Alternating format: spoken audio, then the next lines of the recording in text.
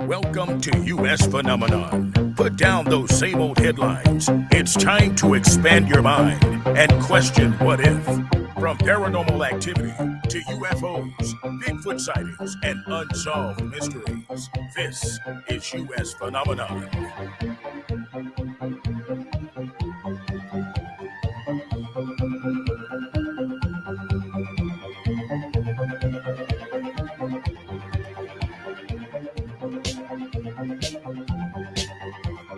From the Pacific Northwest, in the shadow of the stratovolcano that stands 14,411 feet, Mount Rainier.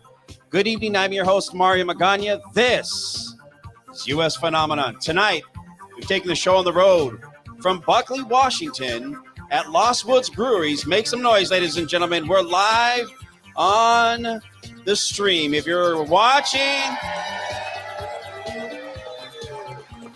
watching at home, thank you. You can be a part of the show by texting our studio hotline. It's open tonight. Maybe you have an experience that you want to share tonight. Our panelists will get into that in just a moment, but the studio hotline is 775-990-5151. So everyone ever asks me this one question: why is it not a local phone number? Well, those who are big fans of Art Bell, the godfather of paranormal radio, 775 comes out of Pahrump, Nevada. 990 because it's easy, and 5151's for Area 51. All right, here we go. So we've opened up our panelist, Tom Sewid from Sasquatch Island. Make some noise. We have Robert from Raincoast Sasquatch here as well. Make some noise. And our last panelist, Bob spelled backwards, will also be joining us. It's an honor to have all of you guys here this evening to discuss and explore the mysterious world of Sasquatch. For decades, people from all around the world have reported sightings, encounters. This elusive creature speaks, sparking the debates whether it's real or an undiscovered species, or just a folklore. All right, guys, do you think Sasquatch is real? Make some noise if you think it is.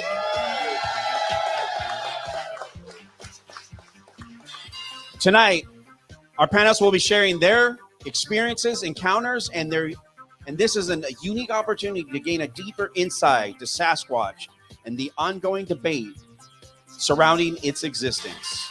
So let us begin the journey together to search for the truth about Sasquatch.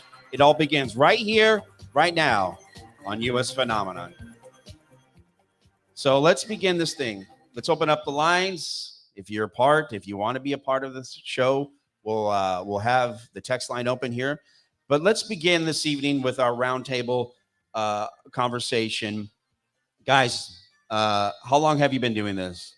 Robert, how long have you been doing this? I first got out into the field with the RCMP as an anthropology student in the 60s, the 1960s. It was a time when the Mounties would be a lot more transparent and discuss the tracks. You'd see, photographs of the track in the Winnipeg Free Press. And so this wasn't something that was really hoaxed. You didn't find kids going out and doing hoaxing a lot, especially on the native reservations that were beside me where I grew up. They were Cree people. For any Canadian natives here, time to say. And I'm happy to share everything that I've got, that I've been given with from Native people with you guys here tonight, as well as what I've studied at the medical school in terms of human anatomy and being a fish and wildlife officer while I worked my way through PT school at the University of Manitoba School of Medicine. So that takes it up back to the 60s. Thank you. Our other panelists this evening, Tom Sewid, how long have you been doing this? 57 years I've been an Indian, and my tribe, the Kwakwakiwak, brought me up with them, and the totem poles in the graveyard at Big Chunach was Sasquatches carved and scaring me as a small kid. And 2015, Peggy, my wife, introduced me in Kent, Washington, where we live, to finding Bigfoot. And I said, what's wrong with those bloody white people? They don't know bugger all about Sasquatch. And she said, be a whiny Indian or go on podcasts. So I went into Wes Germer's podcast, Sasquatch Chronicles, and the rest is history. I've been traveling all over Sasquatch Island, North America, doing Sasquatch conventions, talking on different podcasts, doing video casts, and now we're about to do some television shows, a series here, hopefully in the next couple months. But 57 years I've been after them, trying to find them, and I've seen them a few times. And the Vancouver Sun has documented that, Thomas. You're documented in that, and also in John Green's books. Is that correct? Yeah, the dates way back to the 60s. In our last panelist at the very end, Bob spelled backwards, has recently been a guest on US Phenomenon. So if you can spell Bob, you can spell it backwards, right, Bob? Well, my lead in is on the count of three. Everybody say hi, Bob. Hi, Bob. And just like on my tour buses, nobody waits 3 seconds. What a prime example of following instruction. And he even said my name backwards. So there you go. There's too many Roberts, too many Bobs. I stand out this way. My belief goes way back to 1966, believe it or not, 1966. And it's because of my neighbor, my woodshop teacher from Queen Anne High School, sharing a story of a sighting up at Indian Flat Campground off 410. And since then, I have been a promoter. I am a uncertified, unregistered Washingtonian all my life, and I am the ambassador for Bigfoot, Sasquatch, Yeti, anything out there in the woods, as I just retired November 1st. But my big calling was being out there with all these people from out of state and educating them about our little species in the woods, which, believe it or not, Washington State Fish and Game actually did let Bigfoot be listed as a species. How many of you knew that? So we're getting a little closer to the government recognition out there. But my whole point was to share my sighting with those people. Sometimes the buses would be 56 passenger. They all knew me as Bob, spelled backwards. I told them if I ever come across a sighting, they'll all remember that guy because of the headline on the paper. But more importantly, they would share their sightings. They had somebody to talk to. And it was like Al-Anon, and the family is growing out there. And I've got so many people out there that are like you that know something's out there, and we're not going to let people pull it over our eyes. Be conscious out there. You might even see DB. All backwards. Yeah, buddy. All right. So again, and we do have an open panelist, and we'll have a mic open in about an hour or so, roughly. And let's start off, guys. I know some of you have been on the radio show and podcast in previous.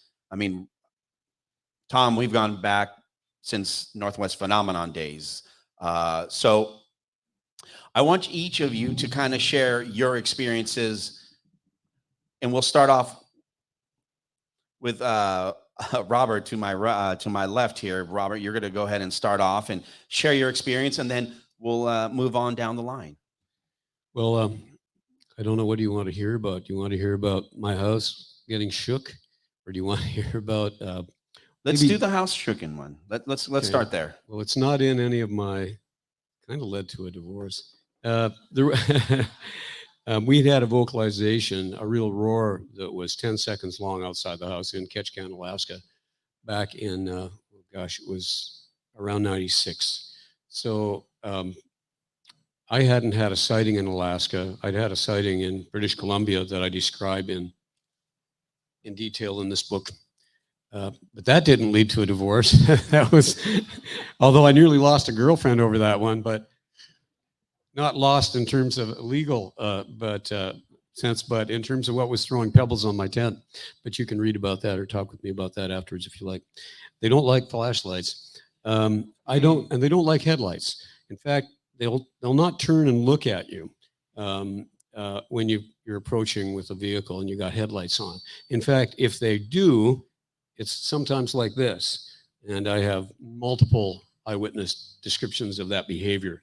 In fact, it even reminds me of a native story. It might have been Kwakwaka'wakw about a Tunako or a Bokos. I don't know which one. Maybe Tom can start me out.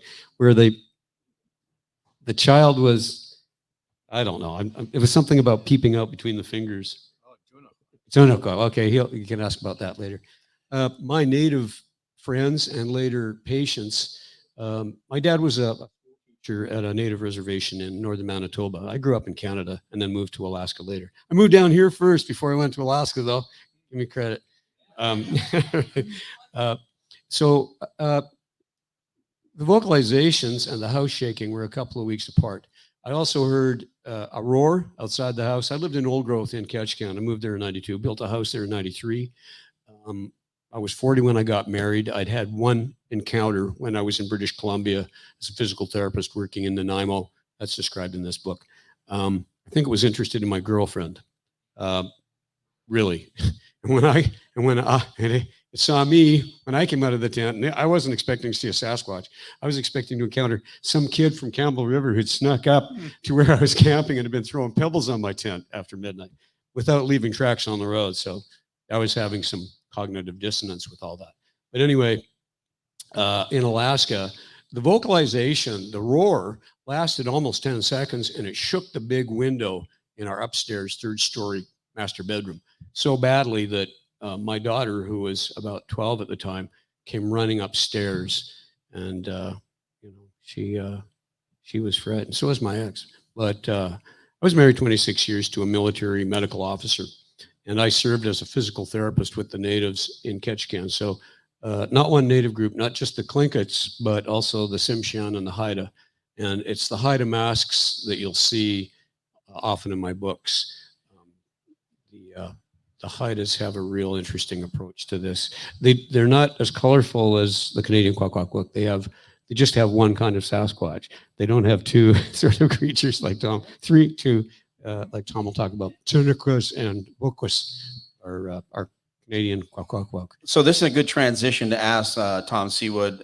Between the two, I know that we've had on the podcast in previous shows, and I go there because I don't want to miss a beat here, but with your experiences, can you share the encounters that you've had out in the bush? First off, I got to acknowledge the Muckleshoot tribe for allowing me and my wife to be speaking here today. But getting on to that, one of my better FLIR video experiences until Buddy turned the wrong switch and lit a spotlight up was on the Buckley Enumclaw Bridge, walking on this side of the river. That Pinnacle Mountain is my stamping grounds for doing investigations. I've heard vocalizations, I've seen their tracks, I've seen their tree structures, and thanks to the owners of the Lost Woods Brewery for bringing us here, not 10 minutes from where I investigate. I'll be bringing my clients that come investigating with me to have a beverage here, and then we'll head out and go see if we can find a big furry fella. But I lived in the bush from early 1990s. I got stung by the government in Revenue Canada, which is our IRS, and I hated humanity. So I moved into the bush, and I did ecotourism, commercial fishing, sports fishing guide, grizzly bear hunting guide for 24 years about, and living out in bush off grid most of the time. At one time I got told to beep off from a girlfriend, and I went rogue Sasquatch. I went into the bush with cartons of cigarettes and about 10 pounds of coffee, and months later I came out, and I knew what it was like to be a Sasquatch, to hate humans, to loathe us, despise us, and to fear us.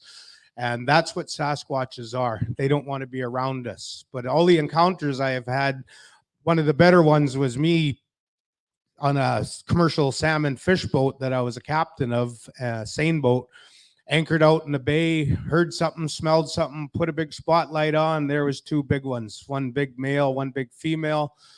Once we hit the spotlight, the male dropped on his knee with his arm in front of his face. The female dropped on the beach with her buttocks facing us, with her head down in the fetal position. And we could see their eye reflecting from the female, 2 eyes, 1.5 eye from the male. 25 minutes later, I shut the spotlight off, and we could hear them move into the bush and push a big dead tree down.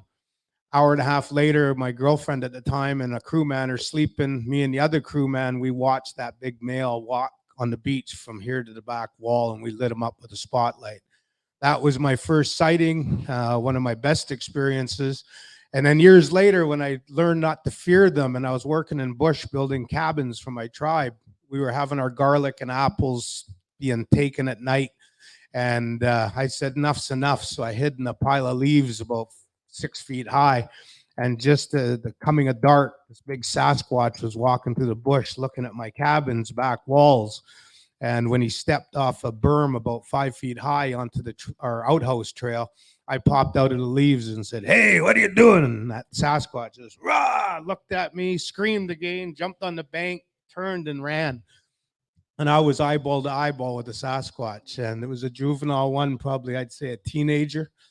And then through the years, I've had many other experiences because to me, they're just like white bears, white deers, white whatever. You spend enough time in the bush, you're going to see a white something. You spend enough time in the bush, you're going to see, smell, or hear a Sasquatch and have the close encounter of the hairy kind. They're out there.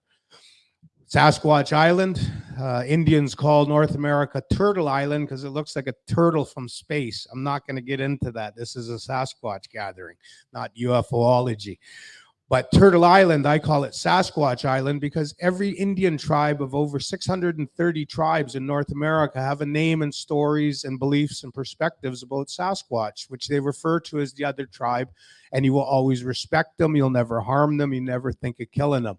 So I call North America Sasquatch Island, and I've traveled all around Omaha Indian Reserve with a Fleur Scout 2, watched a pregnant female and a big male, its mate, walking across a field not 80 yards away from me. I've seen Sasquatch in other places of British Columbia. Here, I've seen them off the bridge. And when I was in Louisiana years ago, I heard something, didn't know what it was, but I would find out it was Rougarou, their Sasquatch. So all over Sasquatch Island, we have them. And all we got to do is learn a few tricks. So when you go to Sasquatch Island Facebook group, that's the how to get close manual on how to get close to Sasquatch. As much as I love pistols, we're not allowed them in Canada. But my 12 gauge, I'll break it down, put it in plastic, and put it in a pack sack. I believe you should do the same thing with your pistols. Put them in Ziploc baggies in a belly bag.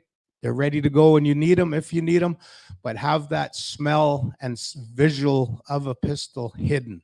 Otherwise, you'll never get close to a Sasquatch.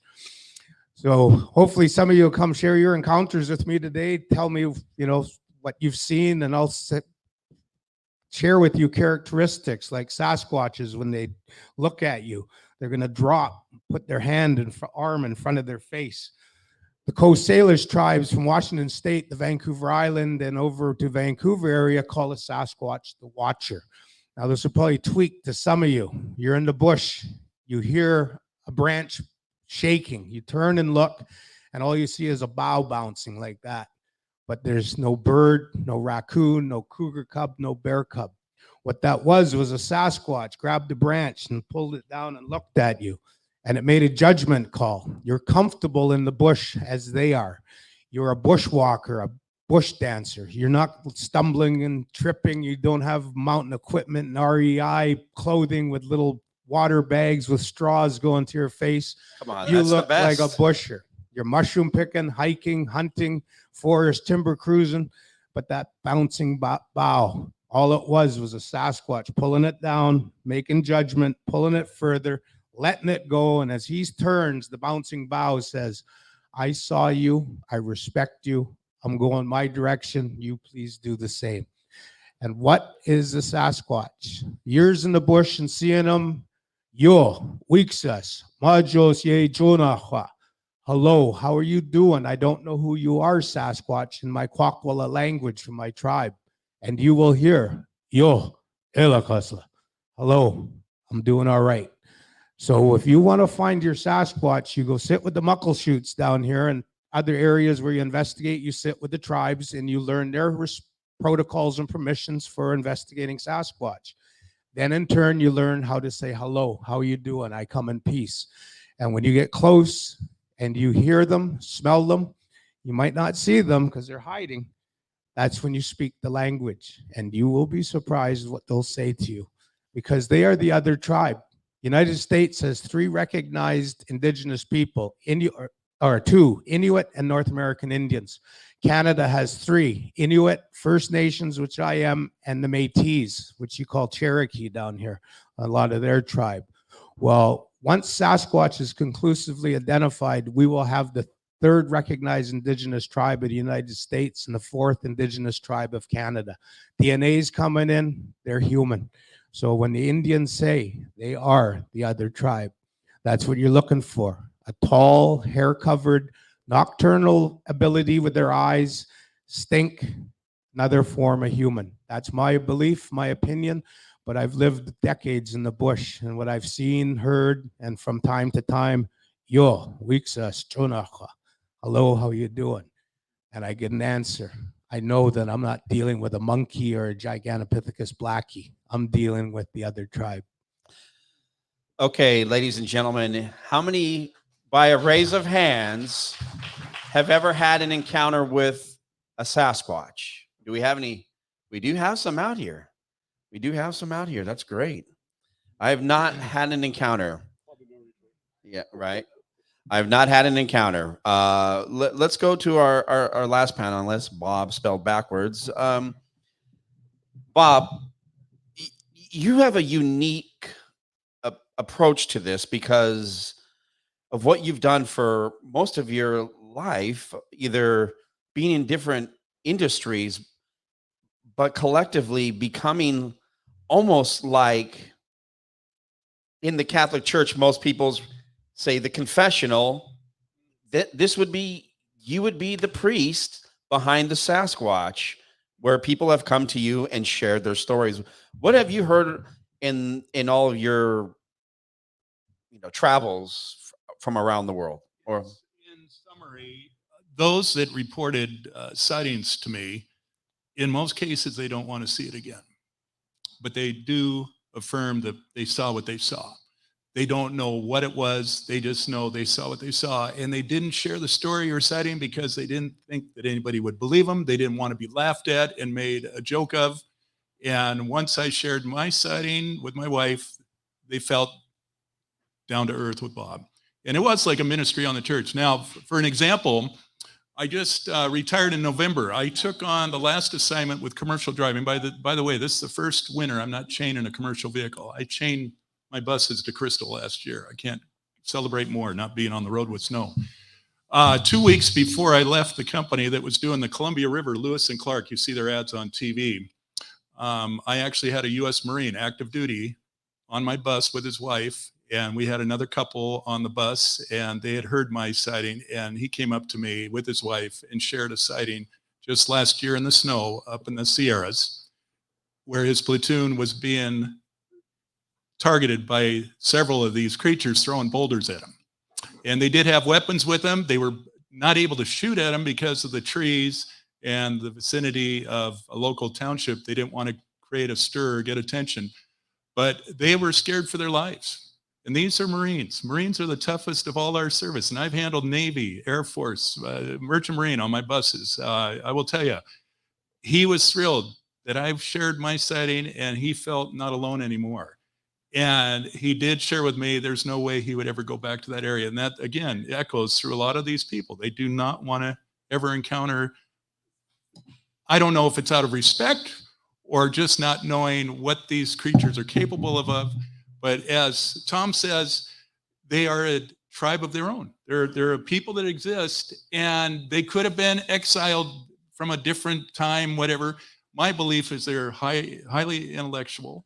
They know we're out there before we know they're out there. And for these researchers with their trail cams and everything else, I still say you're the ones that are going to see it and be the one to be able to say, I captured it.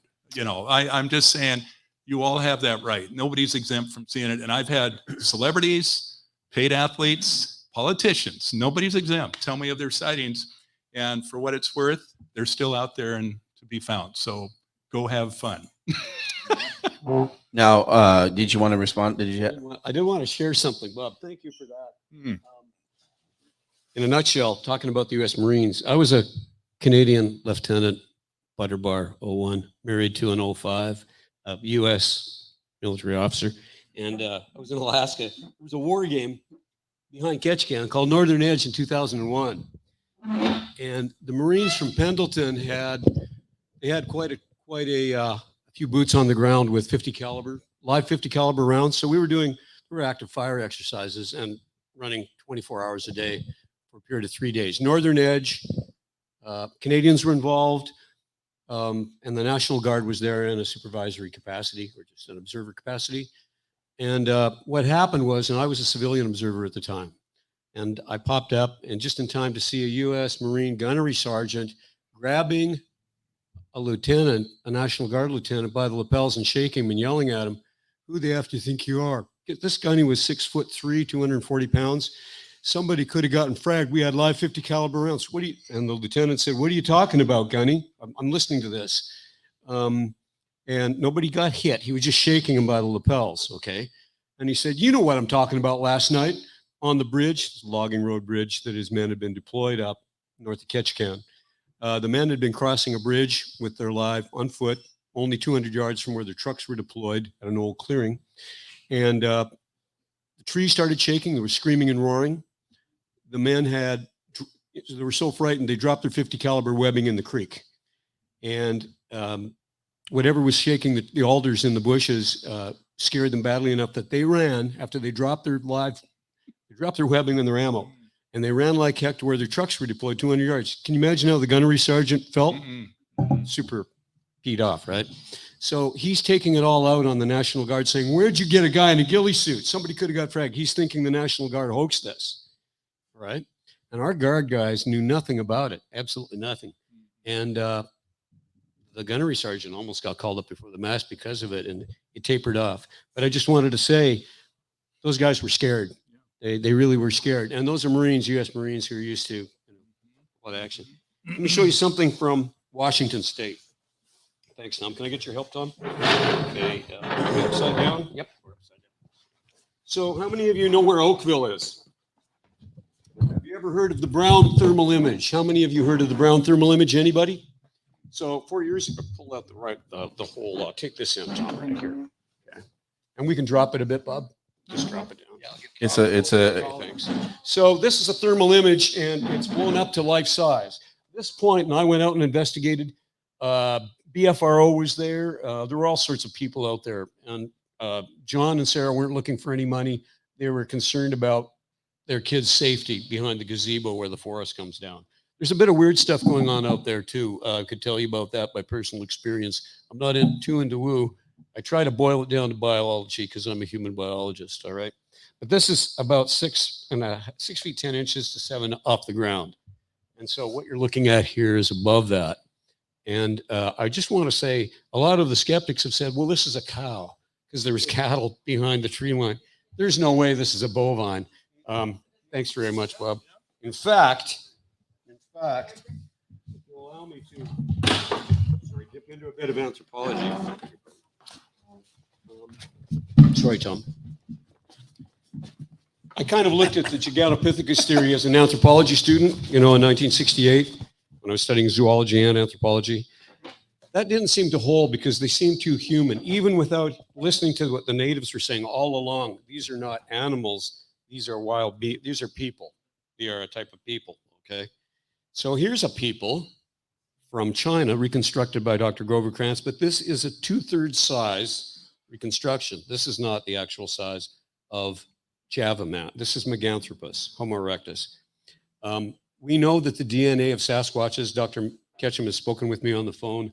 I sent hair from British Columbia, from Seashell, BC, into that project. We know that they contain human mitochondrial DNA. How many of you know which side of the family human mitochondrial DNA comes from? The mother, always the mother, it's mother's mother's mother. And yet there's other DNA in there that we can't identify. We don't know what it is. We just know that it's alien and that it could be archaic hominid. Okay, I'll shut up right now. No, you're fine. My arm. Okay, so My arm. My arm. Yeah. No, but go ahead, please continue. Well, I like to hear stories that you people have. We will have plenty of time for stories. I can add, just to finish up on Bob. Yeah. What my wife and I encountered is still questionable, but the Wenatchee World newspaper, May 18th, 1987, had it on the front of the local edition. What I loved about the article, at the end of the article, it said for many years there had been sightings in the same area. How many in this room have seen Harry and the Hendersons? How many of you are aware that on Highway 2, Index Espresso is a film location for that movie? Don Amici sold the little lamp with the Bigfoot from that little museum. It's still up there. Mark and Sandy are the owners of that location. They've got Bigfoot paraphernalia. They even sell Bigfoot souvenirs. I stopped in there with my wife, Sandy, and we introduced ourselves. And Mark went on to tell me after my sighting that he had had a sighting in the snow at Trinity Ridge, just 4 miles north of where we were, with his dog. So that was a real wonderful opportunity to understand that Bigfoot's not seasonal. It's year round. So even when you're out there snowshoeing, which I've done many, many ski groups and made them all aware when we're up in the Cascades, watch for prints, get your nose sniffing, listen. So there you go. So if you're on Highway 2, stop in and say hi to Mark and Sandy and support Harry and the Hinders. There's still a hood mask up there from the movie, by the way. So as we continue on here, as we all know, we are in Sasquatch backyard. I mean, this is a great place to be. I will recall about a year and some change ago, we decided we were going to go and do I would say a drive to go see the sunset near Mount Rainier. So we drove out to Greenwater. We took 410. We took off the exit. We started heading up the mountain. We hit the Forest Service Road, and we continued about 3 to 4 miles. And I'm like, God, where are we going? And as we continued to get through the gates were all open. You know, this is summertime, so the gates are open. There are people that are camping down on the lower part of the river. And what's interesting to me, as someone who's worked in broadcast for 20 years and has gone on these Forest Service roads, this was the first time I ever had the unique opportunity, and I only know this because of having these interviews, that when you're driving up there, you're typically in an area where there's no cell service. And as we're continuing to drive, we're like getting up the road, and all of a sudden the road starts to get a little bit thinner, but all of a sudden now there are branches in the road, aligned. I'm like, well, that's odd.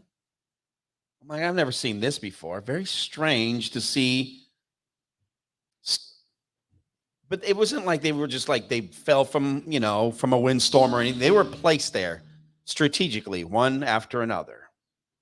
It's like, okay, we'll just go over them. Just went over the logs, little branches. And then I saw the pile of rocks stacked. And that's when I was like, all right, I'm out. There's somebody else up here besides us. And I know that people else have their encounters, but to me, that was enough to say, you know what? I need to be up here with a guide. And that's the opportunity that I know that Tom and I've talked about before of, we need to get a group together. And I know we've talked about this in the shows and previous shows that we've had with you on about going out and do night, surveillance at night and going out and doing research and work at night.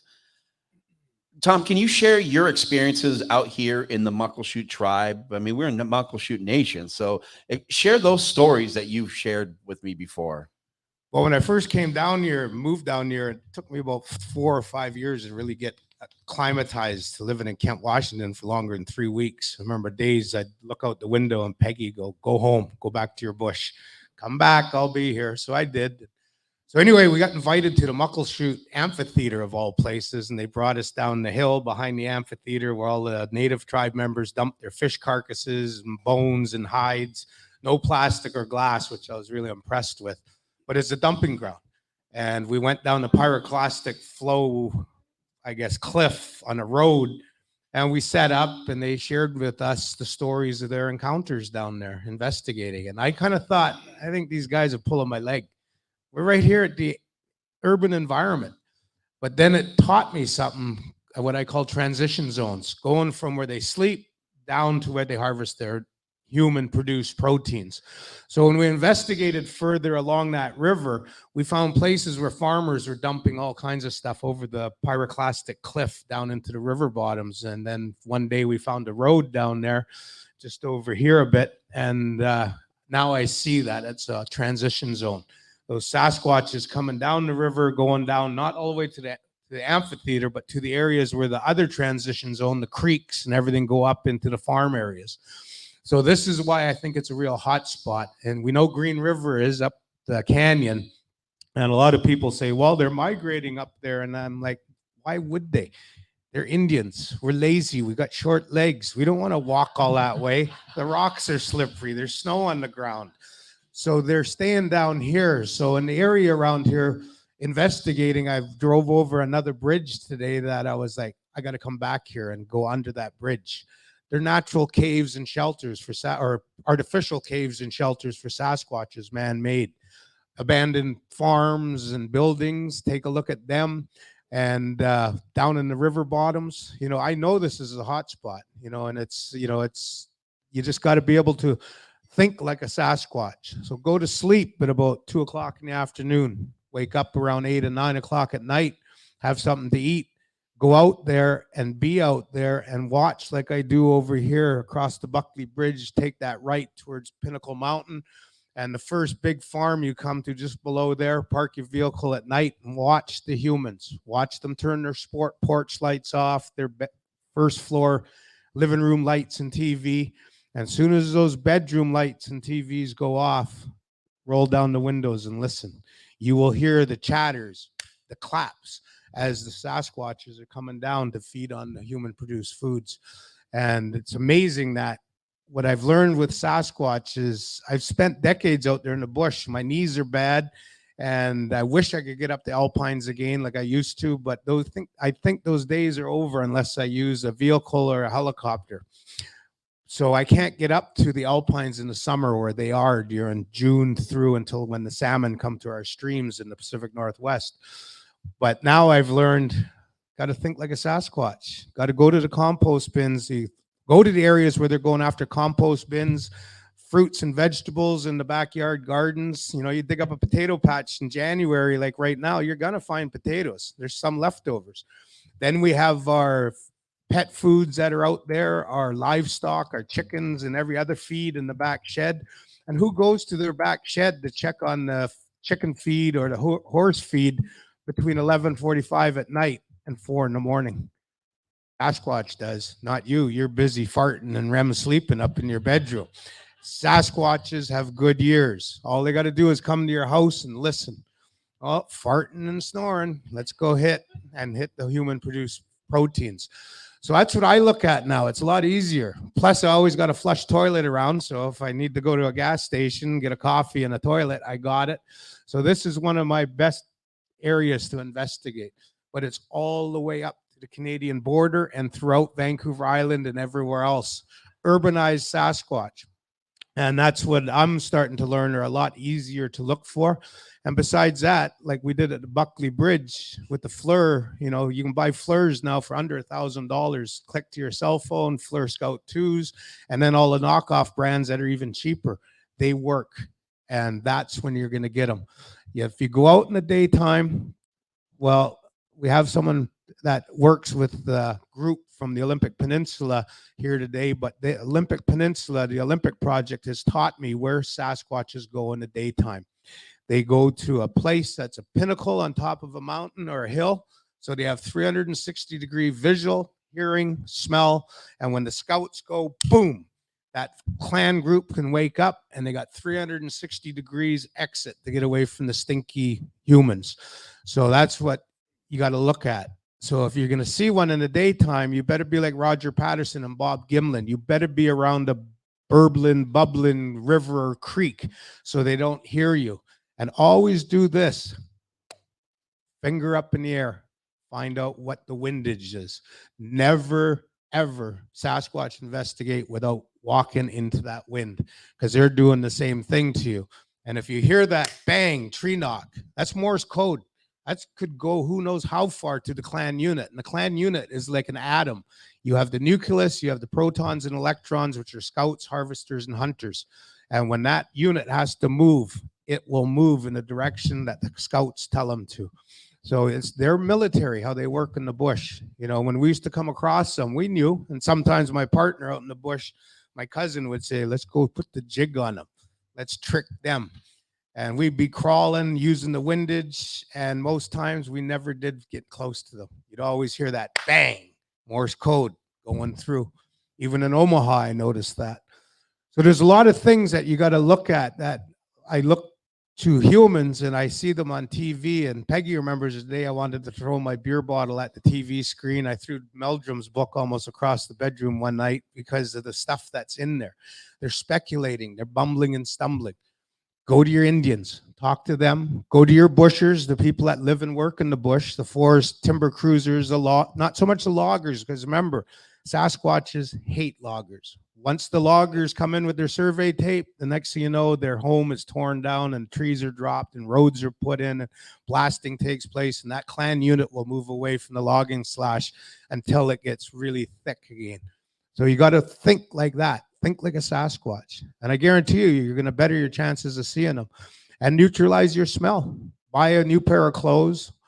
Wash them in water without soap a few times, and then put them in a bag with spruce boughs or cedar boughs, and then keep changing them, and then eventually leave that bag closed until you go investigate. And no deodorant, no colognes, no nothing.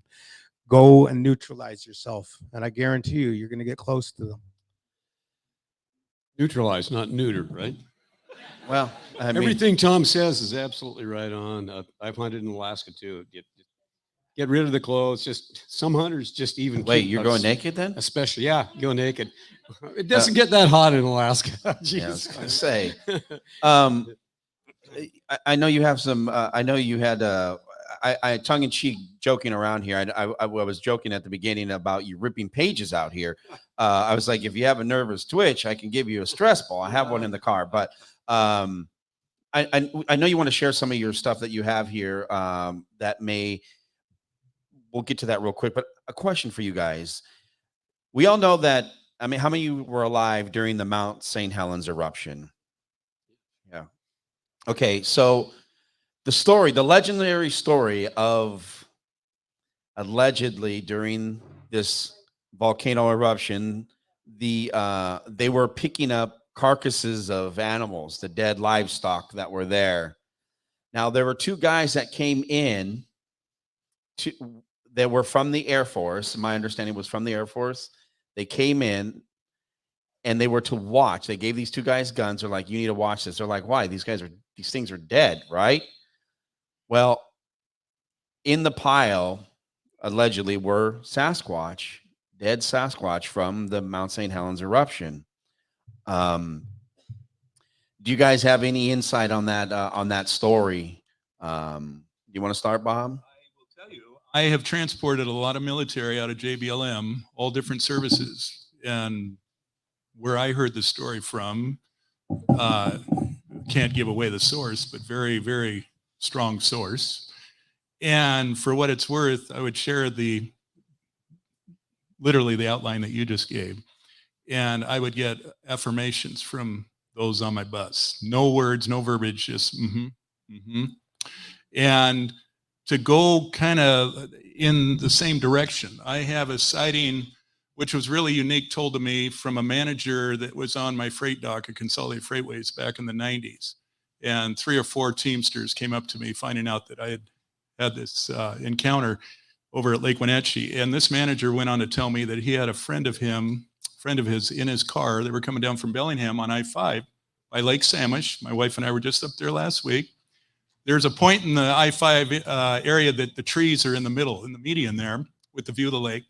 In broad daylight, as you're saying, they're normally not seen in daylight, but this creature was on the shoulder, right shoulder. And this friend of my manager's was a Washington State trooper. And they saw this creature standing on the shoulder. As they passed by, James, my manager, said he looked in the rearview mirror and saw this creature take 3 strides over those 2 southbound lanes. Those lanes are pretty wide, but not wide enough for my gait to do 3 stride. It disappeared in the trees in the median. He looked at the trooper and said, you just see what I saw? And the trooper said, keep driving. So I'm just attesting. You're going to see things all around the clock. More at night opportunity, I agree.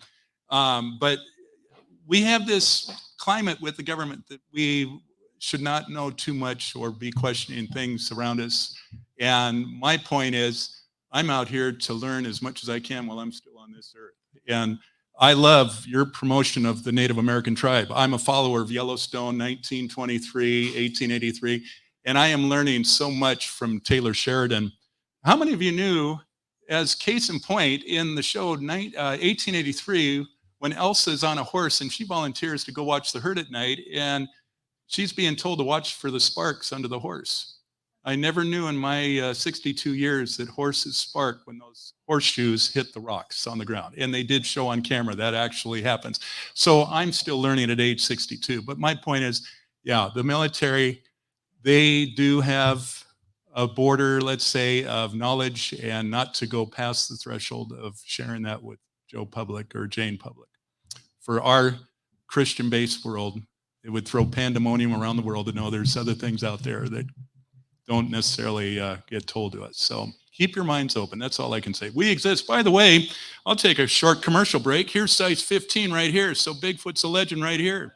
Thank you, Nordstrom, for providing size 15 shoes. And I've seen 18s bought in the same line in front of me. Guys, anything to add to that? Yeah, go ahead. So who here knows of the Laluska Foundation, Ariel Cougar, Washington? Any of you guys been brought there as kids? So anyway, it's Indian museum and dance performance place up there. Well, that's my family's Gildas, our box of treasure of crests and songs and everything.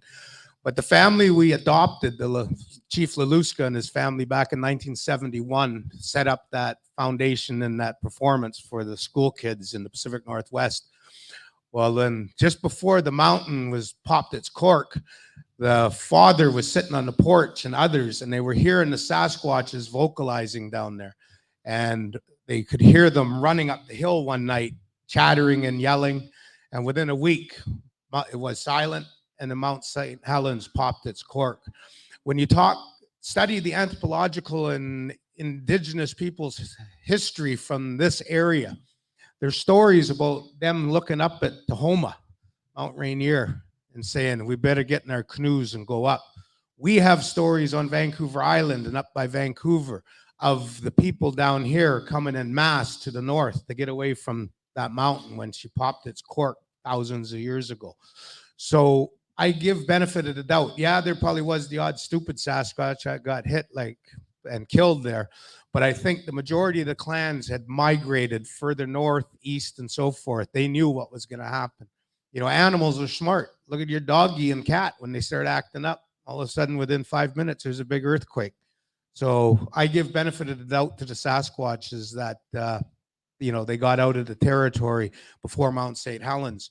But on to the military part, yeah, I've been chased by the men in blue up in Canada. You guys call them the men in black down here. I've been droned. I've been even sitting on a BC ferry going from the mainland to Vancouver Island after talking on cell phones, messenger, texting, emailing to Buddy that I'm going to meet him on his motorhome with his wife at the ferry terminal coming up from Seattle area. And I'm going to go to Vancouver Island with them, and we're going to go on a yacht, and we're going to go investigating Sasquatch. We're sitting on that ferry, and someone said, hey, look, and you see a drone come out and go along the ferry till it got to the window where me and the two other Indians were sitting. And that drone come right up to us, looked at us, and then bolted away.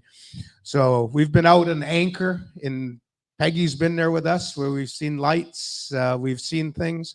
So yeah, the government doesn't want us to find conclusive proof of the existence of Sasquatch. Why not? Well, the U.S. Bureau of Indian Affairs is a multi-hundreds of million-dollar organization, if not over $1 billion per year, to look after the Indians in the U.S. Canada, everything you see on me other than my clothing is free. Dental work, intelligence from from education to my glasses. We get everything covered for us up there. And, so they don't want a fourth or a third Indian tribe identified called Sasquatch, because we're all from Washington State. We know what the marble murrelet and the spotted owl caused us. A lot of people financially were hurt because those environmentalists got their way with their BS, and millions of hectares of forest land was taken off the logging and other blocks. Well, now here we are 40 years later, and we find out those NGOs are full of BS. They were lying to us. The spotted owl and the marbled murrelet are not endangered or going to be in threat of extinction. They simply adapted to go put their nests in second and third growth forests. So now we look at Sasquatch, and now we know why they don't want them discovered. Because once they are, trust me, we're going to see more gates in our backyards. We're going to see logging companies go belly up. We're going to see all kinds of things happening when the exclusive proof of Sasquatch is identified.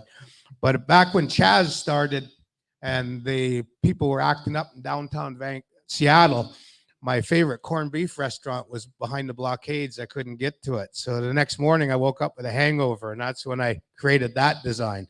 Sasquatch Lives Matter. On that note, I know we're getting close to open up for Q&A. We're going to transition. So what'll happen is we'll do our paranormal story of the week from 4:30 to 5. We'll take one of these microphones and we'll allow you to come up and share your encounter, and we'll do Q&A. If you have a question that you want, we'll take one of the mics and open it up and let you come up. Before we start our Q&A, guys, what's the biggest misconception that everyone has? I know that when we talk about Sasquatch, some people think it's indigenous to the planet. There's other researchers out there that think it's not from here. It's transdimensional. It may be a UFO. Can you give us some insight on that? You want to? This is the question nobody wants to answer. Yeah, this is the ugly question, right? I can butt in here real quick. Some of the sightings that have been given to me have been alien oriented. And as a case in point, a young woman and her son coming down from Omak on Highway 97 in broad daylight, see the creature cross the point of the road. Once the car makes that point of the road where the crossing is, the son and the mom look out to the field and they see a straight line, no body defined whatsoever. And I have had probably 30% of the people report sightings to me that have some inkling of alien connection. So I'm open in the sense that it could be tied in with aliens because of intellect. These creatures certainly know their presence and what's around them. But the other aspect is I call them a North American ape. They argue that they came from Himalayas, from the abominable snowman, came across the polar crossing. I don't really try and say specifically what it is, but consider it a primate. Yeah. Yeah, I think they're hominids like we are. They have human DNA. That's my perspective on what I found using DNA samples from hair that I got in BC near Seashelt from the landfill. I do forensic art, so if any of you had a sighting and you'd like me to do a sketch, start working on a series of sketches, because it usually takes 10 evolutions to get it right, I'd be happy to do that for you. Please come and see me. I've got a number of sketches here that took me a while to do. Sometimes it takes days, repeated going over from Alaska and BC. My own personal sighting illustration sketch is in that book. You're welcome to look at it if you like. I'm fascinated by their strength. The upside down trees. Anybody familiar with those trees in Alaska? I worked with Al Jackson. That was us on Monsters and Mysteries of Alaska. We went up to where the Clinkets closed the road at the last minute. They changed their mind about letting our film crew go up. I was just one of the people that they filmed. I knew about the trees. The natives said, those big black gorillas that live up there, and I don't think of them as gorillas. I think some of the natives describe them that way. You mark their territories by putting the trees into the soft muskeg. It's not really that hard to do, but you couldn't do 3 straight, with a guy logged. I've logged. I would agree with Tom. They don't like to hear the chainsaws. They hate anything that sounds like a chainsaw. If you got a quad up the mountain, they'll chase you right off. But I do have these illustrations, and everything I saw in Alaska, I didn't see the face of the Alaskan Sasquatch that ran across the road. That is not in my book, but I did do a sketch of that, and they looked alike. The American and the Canadian, you couldn't tell them apart. And I didn't didn't get any conversation out of either one of them, although I have heard vocalizations. Without any racial prejudice, can I just make a sound? Can I just try to reproduce what I heard one night in the old growth? Okay. I'll do it without the mic. This is for about a minute during salmon season in Alaska in 1997 at 1 a.m. in old growth. Okay, about like that. Went on for about a minute, and it faded off with this.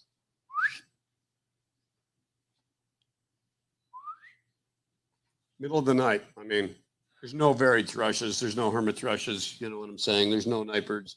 I knew all the owls. There's nothing like that. And that kind of chatter. I'm no Ron Moorhead. I didn't, get any tape recorder or Sierra sounds like that. But that's what I heard. And when I've studied linguistics, it almost sounded Asian. And I've heard that from other people too. About 5 or 6 other people who described this chatter have told me it sounded to them like an Asian language, which if you talk to Igor Burtsev, our Russian colleague who researches Chuchinas, Marigdis, Yagmorts across Siberia, as well as Almastis, and he's alive and well, Igor. Some great books. The native stories from the Chukchi describe something that was just like a Sasquatch. So Siberian Sasquatches. I still am doing research in Russia. So, I mean, at arm's length, I'm not going there. I use Ukrainian friends to help me do that. Yeah. So I guess we're going to open it up. Oh, by the one more thing. The natives in Alaska in the Athabascan areas are afraid of these, but they respect them and sometimes feel sorry for them. But they don't leave gifts or anything like that. I know that there's been wars between First Nations and tribal groups and Sasquatches. Call it war after somebody gets shot or hurt and responds with violence. It just really goes downhill pretty badly, pretty quickly. We need you on the mic so that. Sorry. So you don't want to carry a gun. You don't want to Thank be you. packing a gun out there unless it's for your own personal protection. You go ahead. So, me, I've never seen a Sasquatch climb into a UFO or come out of one. I've never seen one cloak. I've never seen one jump through a porthole. I've never had one read my mind. I've seen an orb in an Indian burial ground, and that orb turned into a woman holding a lantern. So to me, whenever I hear orbs, I think of Lolilo, the ghost. So as far as Sasquatch, I've seen their poops, I've seen their pee, I've seen their footprints, I've seen them harvesting, I've seen their kills. I've seen them throw things at me. I've heard things bounce. I've had them bluff charge me. I've had them look at me in a spotlight of a fishboat, and many other times. And all I can say is I saw a big, hairy human, and it had no supernatural or magical powers. But out of respect, if people come to me, I always tell them, I'm part of Monster X Radio. We are Bigfoot without the BS, so please no woo-woo. I'm not going to discuss it. I don't want to hear it. And as far as my beliefs, they're just critters. And chatter like a Sasquatch, like Ali Robert said, yeah, they can sound Chinese at times. And I think it's the elderly females that have that sort of what they call samurai chatter. The males are like us Indians. We speak like chieftains. We speak because I belong to the Hamatsa Society, where this is one of the rare occasions I use a microphone. I usually stand and talk with a booming voice, because that's what we Kwakwaka'wakw males are taught to speak like. And that goes for Sasquatch. When they want to say something, they're and you'll hear that chest pound. They say what they mean and they mean what they say, and they emphasize the point. And if you don't take the hint to turn and walk away, because when you hear a tree knock or a bush being shook or a dead tree being pushed down, that's them telling you stop. Human, turn around, go back where you come from. Me and my family are here. And if you don't heed those warnings and you continue on, well, you can go on that cruise July 4th or September 4th to the 11th called the Alaska Bigfoot Cruise that Peggy and I will be performing on, along with Dr. Jeff Meldrum and David Paulides. Because if you don't heed Sasquatch's warning, you will be a steaming turd in the forest and be in the Missing 411 series. Great point. Great point on that. Well, to add to that, does everybody remember the UW professor, the assistant professor that went up hiking at Mount Rainier? Does anybody remember this like 2 years ago? Yeah. Yes. Well, my guess is that he probably became food, is my guess, because the only thing they found was his canister. Go ahead. You know, there are a number of people who have followed Sasquatch interactions with people over the decades, and some of them have actually been very clearly beneficial to people.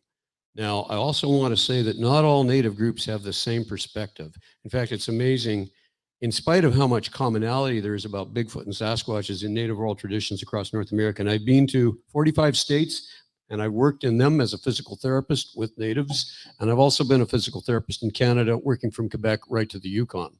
And what I've found is there's some commonality.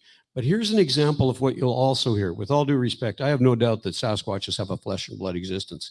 But you're also aware that there are some oral traditions and perceptions of Sasquatches as having a dimensionality that can be stepping in and out of our own vibrations, our own frequencies and resonances. And it goes quite simply like this. If you're in a Native clinic anywhere in the United States, a public health service Native clinic, you'll see a picture on the wall, most likely, not just of a president, but of a woman, Tlingit woman from Alaska named Margaret, the late Margaret Pratovich. Have any of you ever heard of her? All right, thank you. I had the honor of knowing her and also playing pipes at her memorial in Klawock, Alaska, some years ago, and also of knowing 3 of her granddaughters who are all Tlingits. And at some point, Nina and Kathy Yates and Brenda Leask, Brenda was on Finding Bigfoot, talking about say a prayer, be respectful. Okay, I don't know if you ever remember that from Prince of Wales Island. Grandma, Auntie, they would all call her Auntie, are Sasquatches and Kushtakas, that shape-shifting Tlingit, being the same? And Mrs. Pratovich answered, each in their own time and place, all 3 grandkids, yes and no. And they all got amazed by that answer and asked her, Grandma, how can that be? And Mrs. Pratovich, Margaret Pratovich's answer was, well, a Sasquatch is a Sasquatch, but a Kushtaka, that means otter man, can be anything it wants. All right. So I'm just stating that there are different ethnic perceptions on this.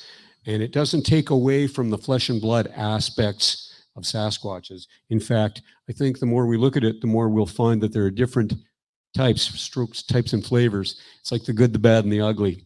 And I'm interested in hearing your stories too as we go on. Thank you, Mario. Yeah. Well, I guess I better turn my mic back on. All right, so here's what we're going to do. We're going to transition to our paranormal story of the week, and then we are going to open up one of the microphones. So if you have a story or an encounter that you'd like to share with our panelists, we're going to do that right now. But let's first get to our paranormal story of the week.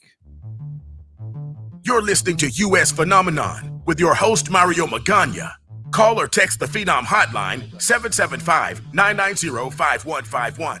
For the paranormal story this week, I thought I'd see if I could find something here around Bonnie Lake. A strange scenario involving an Air Force aircraft and crew that's still talked about to this very day. It was in April of 1959. The aircraft, a Douglas DC-6, at least that's what we refer to as this cargo plane nowadays, based out of McChord Air Force Base, that is McChord Field at the time. April of that year, it was just doing some maneuvers around Bonnie Lake, known as takeoffs and landings. We call it touch and go practice. Seasoned crew had a pilot, First Lieutenant Robert Ray Dimmick. Co-pilot that day was Thomas E. Lasater. And flight engineers, Technical Sergeant Guy Cunningham and Staff Sergeant Arthur Footy. It was during one of the landing runs, the plane was told to hold and let some approaching fighter jets land. So the aircraft put into a hold pattern, basically just fly around in space, keep it safe, keep away from everybody. And it was during this holding pattern that the pilot had done many times before that allegedly there came a panicked radio call that said, "We've hit something," or "Something has hit us." The plane quickly lost altitude as the pilot struggled to maintain control, finally clipping some treetops in the surrounding wilderness around Bonnie Lake, which heavily damaged the wing. The plane would then continue limping on, spewing flames, would come down just outside the town of Ording, killing everybody on board. The official explanation, the crash due to pilot error and a misunderstanding between the pilot and ground control, all compounded by the fact that it was very dark and there were no ground lights in the wilderness they were flying over at the time. For the Air Force, it was just a tragic accident. Some odd details would begin to emerge that seemed to point to something stranger. In the days after that crash, in April of '59, some locals claimed they had heard some sonic booms. And there was reports of strange lights in the sky in the weeks before and even on the evening in question. When combined with the claim that the pilot had said they had hit something, this started to spawn rumors that maybe it collided with a UFO. Now, according to some researchers, the plane also did seem to hit the ground at an angle. It's been claimed that it seemed to have almost come down vertically as it was pushed down from above by something. Also, according to some witnesses, there were sinister efforts by the military to quiet local officials in the town of Orting from talking about it. In fact, 2 whole pages were retracted from the original report, and numerous requests for that information have allegedly been denied time and time again. And why should that be if this was a simple training accident involving pilot and ground tower error? They were flying in calm conditions on that routine run and suddenly radioed a collision before going down, taking the lives all on board. Over the years, the oddities and discrepancies have made sure that the case has still generated discussion in some circle and will go on as probably never really solved. I'm Mark Christopher. There's your paranormal story of the week. Thank you, Mark. That is our normal paranormal story of the week. Again, if you have not ever listened to the show, you can listen to it. So everyone is okay. So here's what we're gonna do. We're opening up the round table now. So if you have a Sasquatch encounter or a question or Q&A, what we're going to do is take the microphone over here and just take it out of the holster there. Just pull it out. Just pull it out there. And then come on up if you have an encounter. If not, we will go back to roundtable. And then what we'll do is we'll close everything out. And then we will also, the text line is open, 775-990-5151. So if you're watching the stream online, you can call us now. The U.S. Phenomenon hotline is open.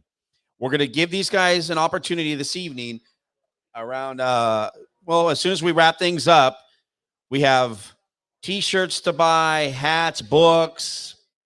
We got it all. So here's what we're going to do. I know there's some people out here that are firm believers and have said they've seen. We'd like for you to come up. We have a microphone here. If you'd like to share your encounter, please do so. We want to hear about it.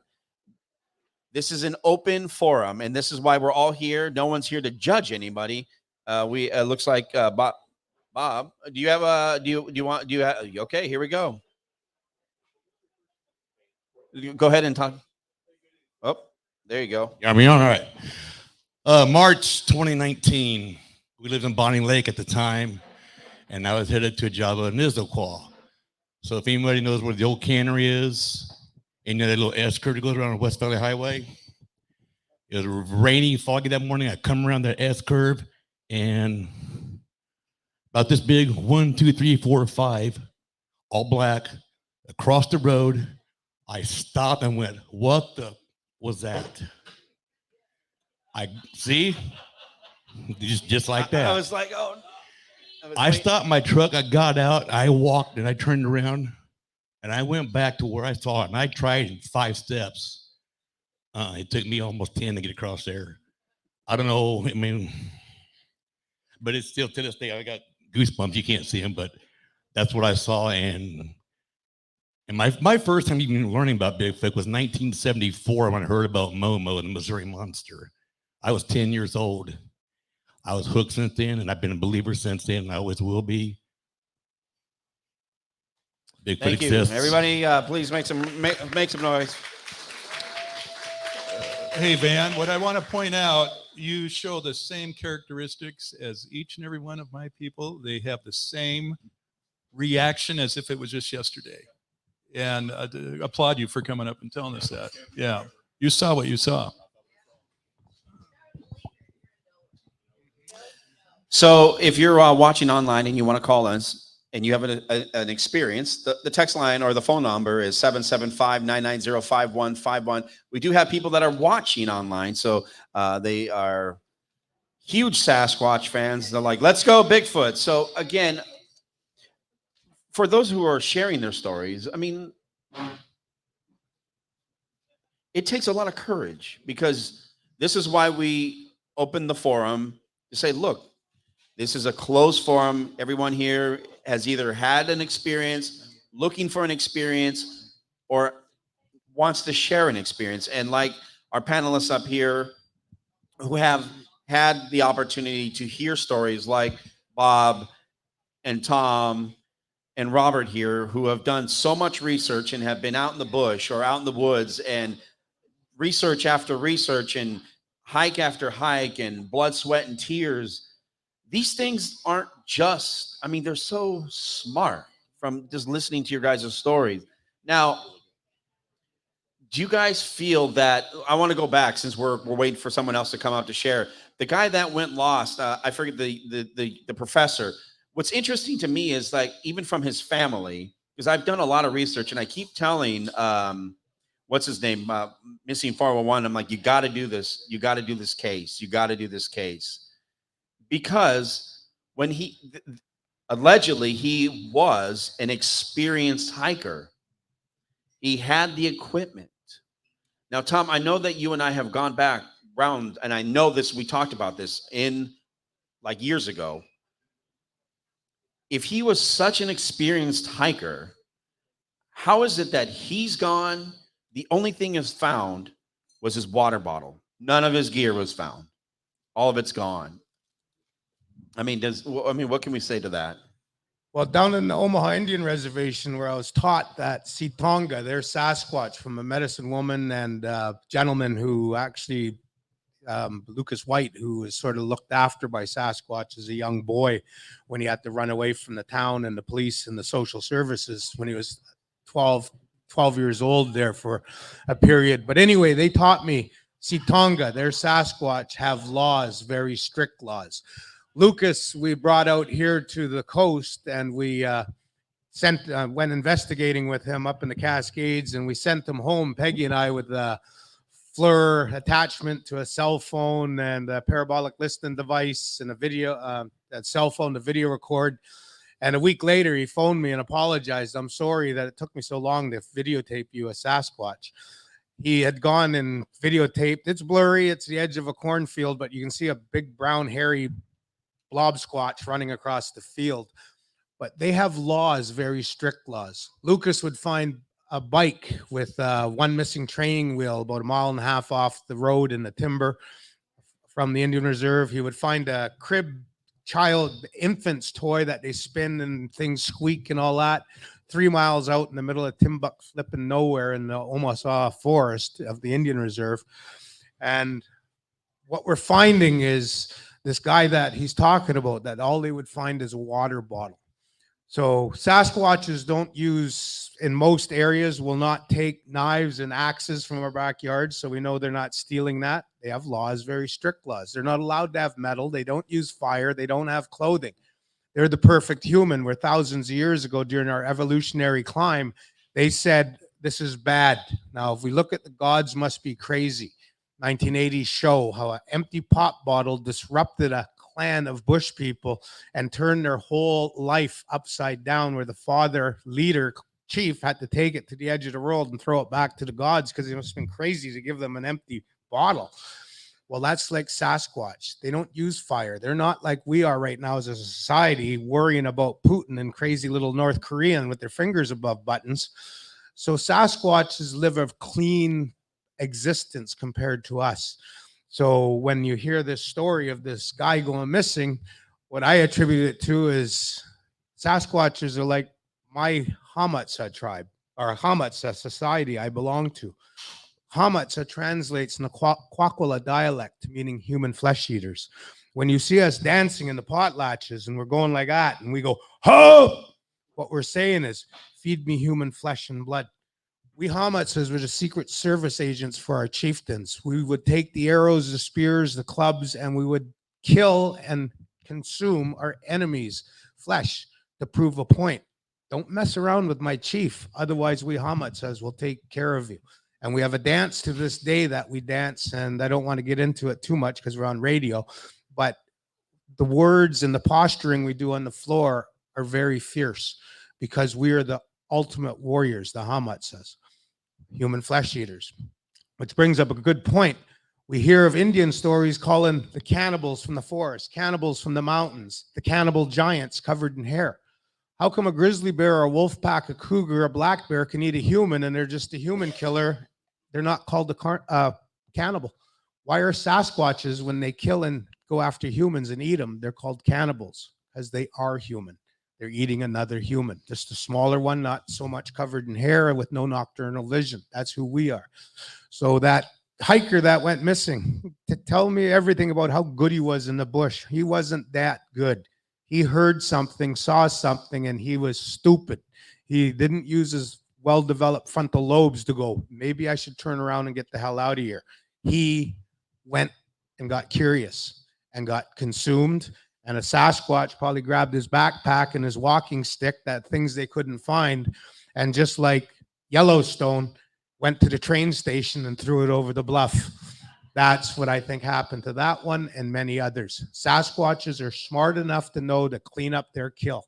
So they're not going to leave too much stuff out. And that's why when these missing kids go missing, like the one on Vancouver Island where they found his shoes neatly together and the pile of clothes folded up, but they never found the kid again.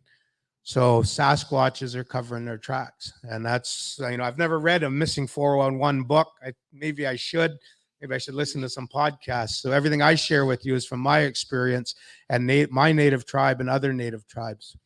And I think that's what's unique about having Tom on the as a panelist, because you go off of what you know, and that's, again, it's key because it's information that it's not influenced. It's what you know and what you have to share. So does anyone else have any stories that they would like to share this evening before we close this up? Hey, all right. All right. Here I go. And real quick, Van, can I ask, was that the first time you shared that story with anybody? Yeah. You feel better now, don't you? Yeah. You're not alone. All right. What's your name and where are you from? David Sandana from Puyallup. Welcome. I wasn't ever a Bigfoot believer, and we hunted by Mount St. Helens for 25 years. We hunted on the mud flow side, and then I've been to the markers where the explosion boundary is at. So there's where the explosion stopped. A friend of mine a couple of years back, he was talking about hearing this tree knocking down in this little valley we were hunting, and he was like literally terrified to go down there. And this is a guy I've known my entire life, not scared of anything, especially not just a sound. He wasn't going to go down there and let a sound stop him from hunting an elk. So I called him a couple words and said, you're being a little sissy. Let's go down there. And he refused. Well, years later, I was hunting a different area without him. I did a lot of things you guys talked about tonight was exactly what we do hunting. We make sure our clothes are descented. We're checking the winds. We're making sure we're quiet. I did this exact same thing that day. I found a little spot where this road was overgrown with trees, so you couldn't go in there. I thought this looks like a good spot. So I parked my truck, got all my gear on, checked the wind first thing. It's blowing into my face. So it's like, this is pretty good. Got into the little tunnel of trees, and then it was very mossy and there was leaves on the ground. So I'm watching my steps and I'm looking down, take a couple steps, look up, just surveying my surrounding. The hillside was steep to the right and then uphill to my left. And then about a mile in, I took a step forward and I looked up, and the road swooped down to the right and made a turn and then hooked around the backside of the hill. Something at this point came up that hill and stood there. And I'm looking at this. It seemed like a long time, but it was only seconds. And I didn't know what it was. And I've hunted there 25 years before I had a driver's license. And this creature turned, arms above its head, jumped over to grab like a tree branch. And this hillside is not like a hill, like Bonnie Lake 410 Hill. If you go down here, it's steep like that on the side, straight down. So whatever it was jumping to grab, to hang on to something. So I reasoned in my head that I can vividly see it. But at that point, I knew what I had saw. But there's no chance I was going to get a camera out or a phone. I knew I'd seen a Bigfoot at that point. I did have a pistol in a holster, and I backed out of there with it in my hand all the way to the truck. And I've never been a Bigfoot believer. And I told Matt, same story. And I said, there's no way you're going to see it if you're noisy, if the wind's not right. There's all these little things. And so that's my story. And yeah. Thank you for sharing your story. It takes courage to come up here to share your story because, look, I haven't had an encounter. I mean, other than what I thought was, could have been maybe, or it could have just been somebody else. Yeah. Go ahead, Tom. Yeah, one of the things, don't tree knock. So remember, the Sasquatch tree knocks and breaks branches. Sometimes they'll shake foliage and trees. They'll push a dead tree down, even a live one, small at you. But as soon as they bang or bang, bang, bang, bang, bang, stop, human, turn around, go back where you come from. So finding Bigfoot, that's why it's called Never Finding Bigfoot. They never did find it because every episode they're a bang, bang, bang, bang, bang. Stop, Sasquatch, turn around, go back where you came from. I don't want you here. That's why they never found him. So don't tree knock. Just trust me. I will never tree knock unless it's the end of the night. We haven't heard anything. And then last ditch effort, I'll try it. And we've only had one reply. The other one is when you're close to a Sasquatch, you always do this. Touch your nose hairs. The water on your fingers, the saliva, it makes your nose hairs pick up scent better. And that's why bears, wolves, cougars, all the canines, carnivores do that. And then when you get closer to the Sasquatch, do it again. You can really smell them. But you seen what I did, eh? Don't repeat the same fingers and stick it in your mouth. Attaboy. Before we wrap things up, does anybody else have a story they'd like to share or an encounter or yes? Yes, if you have a question, please come up here so we got to have you come up. We got to have, everyone's got to be able to hear you. We got to be able to hear you.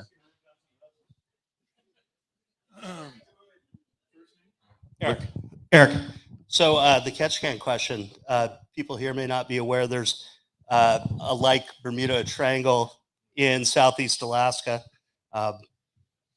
Any tie to Sasquatch in there? I heard it was the Indians. Yeah, there is a tie. And the reason I asked the question, my grandfather went missing there in the early 60s. They never found him. That's what I meant. Sorry, you hear that? On a hunting trip. Okay. Yeah, it was the ones there. From what Robert will say more because he's been up there more than I have. I lived up there for 27 years. From the people up there, they've told me that, yeah, you really got to watch for our bush people. They're really aggressive. And you look at the reports and how many people are missing in that triangle area. It's just overwhelming. It's just amazed me when I looked into it and I didn't delve that deep. Robert spent a lot of time. You can probably talk more about it. But we're seeing the same thing in other regions. Vancouver Island, for example, there's 28 missing humans. And most of them were on the roads hitchhiking or walking at night. We have the Highway of Tears from Prince Rupert to Prince George in British Columbia, where the native people are telling me most of their loved ones that are missing are from the Sasquatches up there, the mushroom pickers, hunters, girls that were hitchhiking and so forth. The police will tell you that we have, serial killer up there. The native people tell you different. And then you have the Nahanni Valley that's up in Yukon, Northwest Territories area of the headless people. And the list goes on. And, so you really got to watch it, and that's why it's good to talk to the native people. If all of a sudden you go to another state or province in Canada and I'm going to go Sasquatch investigating, you might want to talk to the local Indian tribe. They might tell you, you might not want to go in this area because that's what we're doing. And that's one of the things Sasquatch Island is just going to be starting to do here in the next month or two. We're going to start a code of ethics and conduct for chance encounters and Sasquatch investigators. And I'm going to be reaching out to everyone, native and non-native groups and tribes and Sasquatch organizations to get input on writing a document that we can all read and know. And one of the things I'd like to do in there is put all of the North American Indian tribes that are Sasquatch hotspots, their websites, their emails, their phone numbers, their resource officers and cultural department contacts, as well as the North American First Nation or Canadian First Nations, because we're at that point. This is building to be a monster business. I'm blown away walking into this Lost Woods Brewery. It just amazes me. I'm going to be bringing probably van tours and investigators here to spread money to this business and this community because I investigate up here. I'm one of the first humans to do boat-based whale watching in Western North America back when I was 15 with a Zodiac. Then I would do boat grizzly bear tours. Then I would participate in the first fiberglass sea kayak paddle with the whales in Johnson Straits, Eastern Vancouver Island in 1981 when I was 16. Look at those three industries. They're monster, hundreds of millions of dollars brought into the world now. And mark my words, people used to call me crazy for chasing bears and whales with a Zodiac and other boats. Well, when they hear I'm chasing Sasquatch with paying clients, they don't call me crazy. They say I'm a visionary. Because mark my words, if Buckley, Enumclaw, and other communities take the Sasquatch and run with it as a regional draw or a component to their regional draw in tourism, you will see your campsites, your hotels, your restaurants, your breweries filled up with those people that live in the concrete all around us, wanting to come to the hot spot of the Pacific Northwest US for Sasquatch, Washington State. And you're right here at the gateway of Sasquatch homeland and bedrooms. And British Columbia, Vancouver Island, we did the first commercial 12-passenger aluminum tour boat at night with a $32,000 FLIR night vision built into it, Sasquatch tour. And I do Sasquatch investigations where I have had 6 clients in the last 5 years see Sasquatch with me. So yeah, they're out there. And mark my words, it will be the biggest tourist business in North America real quick. Because unlike whales and bears and birds and skiing and golfing, it's not seasonal. Sasquatches are there to be investigated with paying clients 12 months of the year. So when I'm dead and 6 feet under, you can always say, look at that tour bus go down the road. 52 paying passengers going on a Sasquatch expedition, going to the Lost Woods Brewery to have a beer and a burger. Because mark my words, Sasquatch industry is a monster. And by the way, I brought t-shirts and other things afterwards you can buy. All right. I know that there's someone else that has who has a question. Please come up if you have a. No, you don't want to share the question? No, wait. I think we still have a question that's not answered. Okay, go ahead. Right. And the gentleman asked, I'm sorry about the loss. Oh, okay. So I can respond to that. I have no doubt that all over North American parts of the world, Sasquatches by any name, some Sasquatches, some types of Sasquatches even, I don't want to say good, bad, and ugly. There may be different types. I'm certain there are different types. But even if there aren't, there's a spectrum. You've got your good behaviors and your bad behaviors have been responsible for the abduction of individuals, usually children, more often girls and boys, sometimes women, usually young, and occasionally, but very rarely, men. I've read pretty much all of the 411 reports that describe several thousand federal American missing person cases. And when I say federal, it's interesting that since the Eisenhower administration, there's been a huge increase in the number of missing people in federal parks and national forests. I'm not going to say what documents Eisenhower might have signed or who he might have signed them with and what the Joint Chiefs of Staff had to say about that. But I had a cousin who was a vice president of IBM, a physical chemist by the name of Dr. Ian Kroll. He was also on the NASA board. My cousin Ian, his PhD was How Fireflies Glow. You would love to have been in the room when my much older cousin sat me down and told me what is happening in the skies and the dimensions around us, not just places, but also what's in the forests. I'm not going to go into all that. I miss him, and I thank him from the bottom of my heart for doing what he did. I would think that David Paulides' books on Missing 411 will draw you to be suspicious of the coincidental nature of who has federal authority in the location of that missing person. It's almost, to me, too much of a coincidence that the local police don't have any authority when the state police step in and then the feds step in right on top of that. Am I telling you basically that they're aliens who are responsible for a lot of these abductions? I'm going to say some other dimensional, some entity, something else is going on here. I'm not going to talk about poltergeists, although Timothy Renner and Joshua Kuchin have written very good books. One of them called Where the Footprints End. And if you know somebody who's had an incident where, damn it, excuse me, Those tracks appeared in a snowy meadow without 100 yards of any other possible doing a pole vault on a tree. Believe me, I'm a biologist. I try to look at biological explanations for everything. I put collars on wolves. I worked as a fish and game technician in Manitoba before I moved to Alberta and then BC. Did conservation and outdoor recreation, hunter safety and animal identification in BC. Got run over by a grizzly bear. Thank God it was just a 2-year-old. Not far. It was his grizzly bear. It was at Night Inlet. It was a quack grizzly bear. Yeah. But anyway, I might have survived because I'm a little more red on the inside than the average guy. I think that we need to keep our minds open. Certainly, there is an Alaska Triangle. There were 2 physical therapists. I'm a physical therapist. Wouldn't surprise you to know that I was really concerned when Sharon Buess disappeared in Juneau. And the troopers told me that she virtually just lifted right off the trail. The dog couldn't follow. There was no indication of a bear or a human perp. It was as though something had reached out and just grabbed her and lifted her up. So I'm tempted to blame Sasquatches, but I can't do the connection on it. I do know that it's happened, but I also, if I meet you afterwards, I have an interesting story. I don't know if I've ever shared it with you, Tom, right from your neck of the woods. The date's from the 40s. And I think Telegraph Cove, he would have been quack. Okay. And this relates to a Sasquatch abducting a girl and returning her 1 year later. Did I ever share that story with you? Okay. So yeah, I carry a 454 in Alaska. That's a big caliber handgun. I need 2 hands on it. I just use it in case I have a bear problem. More people get eaten by black bears than by grizzlies or brown bears or polar bears. I had a patient who in Edmonton one summer, he'd been in the helicopter. He was a pilot. And the doctor said, no, leave that holster under his bed. He gets PTSD if he doesn't have it. I said, what?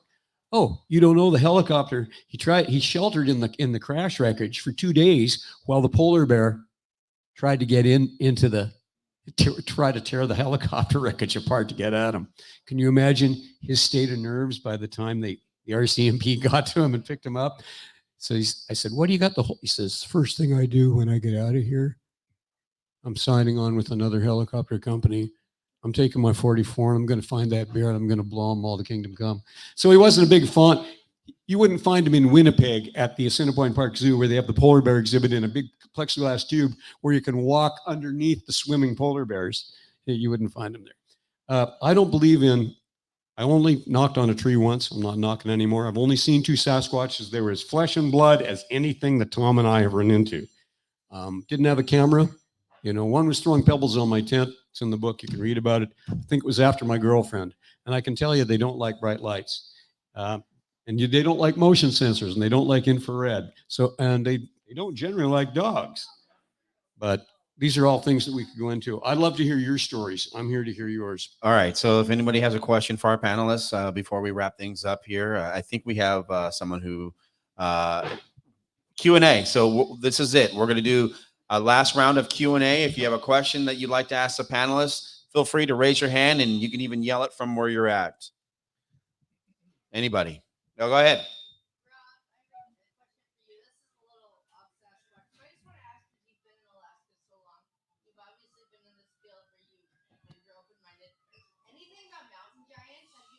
Yeah. Only one, and not from an Alaskan. He was a British Columbia guy, and he was talking about 2 inlets. He says, yeah, there's Sasquatches up these inlets, and it was right north of Kwakwakwa country, but south of Kitimat. And he was saying, we ran into things up there that, giant dogmen. Oh, weird stuff. And that's all I know. He said, we're talking 12 to 15 feet. Now, all my Sasquatch, maybe 900 investigations in Alaska, and secondhand, maybe another 2,000 that I was able to look into, not investigate myself personally, but look into, listen to the person on the phone or get the letter. There is something. If you go to Juneau, and you go to the airport in Juneau and you go up to where those float planes are at the north end, just up by, used to be immigration and naturalization, where you could see aliens. They all said A and they had maple leaves on them. Right? But She was the front desk gal, and she's a very pretty Casca woman, about mid-30s. She'd be in her early 50s now. She's their front desk person from Fort Simpson, Fort Resolution, up on the BC, Yukon, Northwest Territories. We're talking about Headless Valley, where Nahani, where Sasquatches definitely seem to have a cannibalistic thing. And she said, my grandma, when she was a girl, said, oh yeah, there's like Bigfoot and Sasquatches, and some of them are big. How big? Well, the one that I saw tried to take the little girl, in the village before the men came running out with their rifles, firing rifles to scare it and stop it, make it drop her. It was between 12 and 15 feet tall, she said. So, which is right out of the range of, forget Gigantopithecus. That was an ape, okay? That was like a very closely related giant ancestor, giant relative of orangutans, okay? It might have been upright on occasion, I don't know, but the jaws and the teeth, I think it might have been upright more than a modern orangutan would ever be. And this is more like what I think our DNA is talking about. But there was an 8 to 9 foot tall version of this in Java. And if you ask me, I think the biological part that we're used to looking at, flesh, blood, hair, DNA, what does a Sasquatch track, matches a lot of Asian, Siberian Sasquatches. And the last ice age would have pushed larger versions that were able to withstand the cold because they're bigger. Bigger guys can handle that cold, got more of their circulating radiator fluid inside, as opposed to skinny guys like me getting cold on the outside, right? And would also explain if you're fighting over Ice Age Pleistocene giant elk, you're a Sasquatch, you got a Sasquatch wife, you got a Sasquatch kid, and you got a wolf pack there, big Ice Age wolves, and that giant elk is down, and the wolf pack says, hey, this is ours, and Alpha Sasquatch, big Chichenah male says, I got a wife and kid to feed, and I need to be home by 5, So it'd be life and death. It'd be, would Sasquatches and wolves be life and death to the death enemies? Yeah. And do dogs have any wolf genes? Could it be that the reason Sasquatches don't like dogs is because, so. Anybody else have a question out here tonight before we wrap things up for Dave? The trees that upside down are kind of all over the place. I thought it was just a one-shot deal up in Alaska, and the muskeg was soft enough. It was about 20 feet from the road. Now, I've logged and I work with logging equipment. I thought a logger's done this.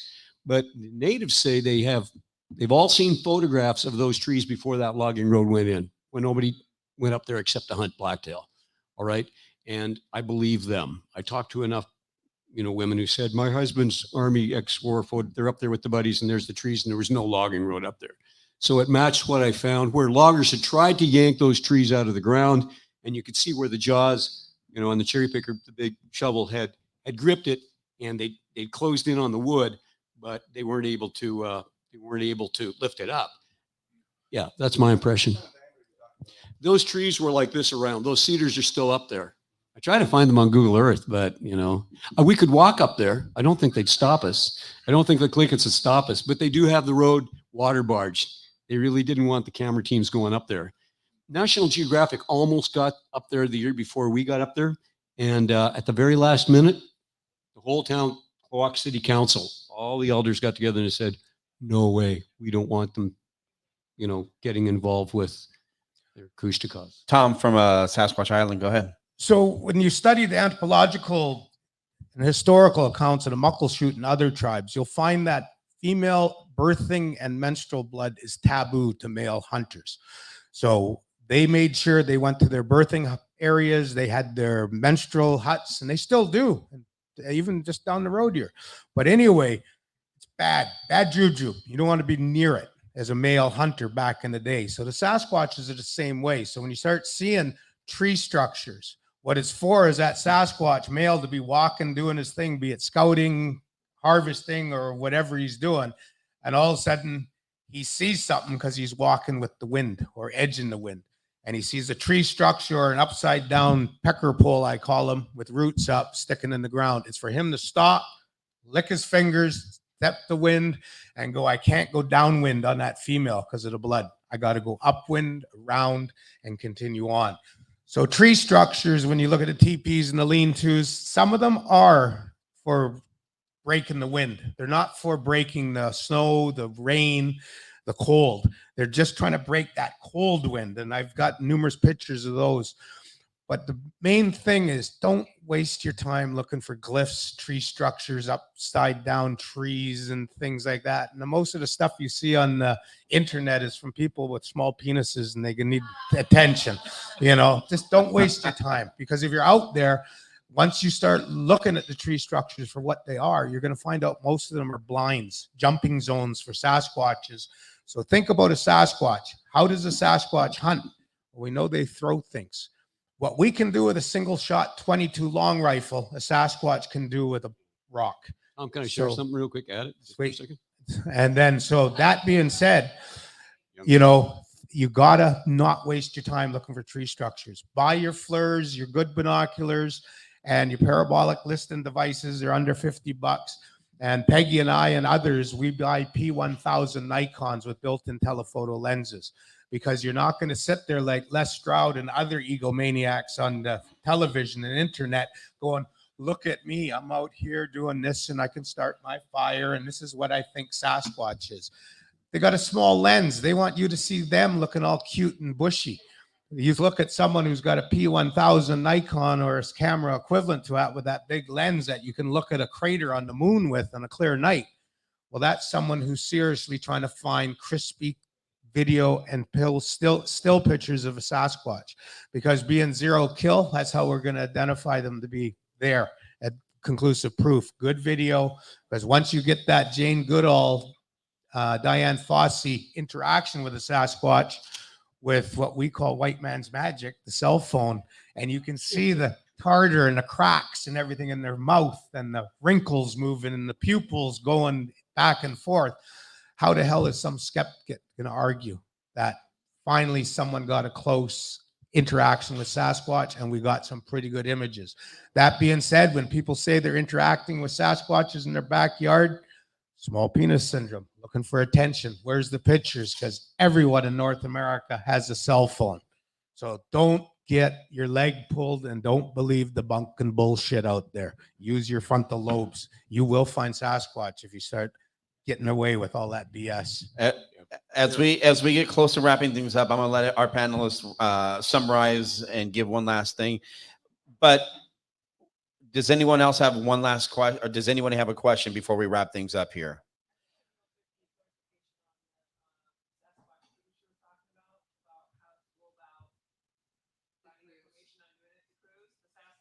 Tom Sewid, Tom will have all the, that's all.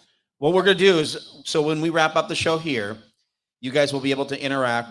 You guys can come up, talk to everyone, get the information that you want. So, t-shirts, books, whatever you want to, you know, stickers, everything's available here. You might be able to take someone home if you need to. I mean, tell more stories behind a campfire, I'm sure.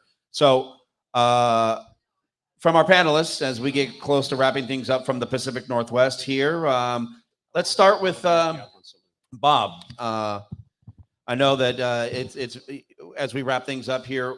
What would you like to say as we wrap things up here tonight? I've got a map up here, locations of these sightings, just to denote it's not one specific area in Washington State, from Republic all the way down the Columbia Gorge, all the way up to Bellingham. So literally this entire state is something to consider. It just, again, all I can say is amplify, use your senses, enjoy the scenery. I can't tell you how much my dash cam on my tour bus is captured on the road. By the way, if you want to find out how wilderness works, there's a great YouTube video. There's 2 YouTube videos I promote. Anybody heard of the big elk herd over there at Ryegrass? Currently over 6,000 head. They're winter feeding in an area that they shouldn't be, but the windmills of all things have attracted them. Go on YouTube and watch elk crossing near Ellensburg. You'll see a sample of the herd, over 700. This couple come around a curve, and great video. The other video I want to promote is Teenaway Trail Cam 07. If you want to get an idea of wildlife using the same trail, Teenaway Trail Cam 07 on YouTube. It's still out there. You won't believe the amount of wildlife they capture in one summer. And I'm talking from bears to elk. One cow elk at the very end comes up to the camera. They use some kind of a salt lick opposite the camera on a tree, but you're watching an interstate of wildlife from turkeys to mountain goats. It's incredible. So when you think there isn't anything out there, take a look at that as a glimpse of what really is out there. How many of you even look off the side of the road when you're driving? I go Blewett Pass and I watch people flying up that road, and I'm seeing elk and deer. They're buzzing like A to Z, and they don't really take in. Enjoy the view, everybody. And besides, an elk and a deer will do substantial damage to your vehicle too. As we wrap things up, Tom, anything you want to say before we wrap things up here? If you're on Facebook, Sasquatch Island on Facebook is a group, and that's the go-to manual how to get close to Sasquatch and learn a little bit more on them.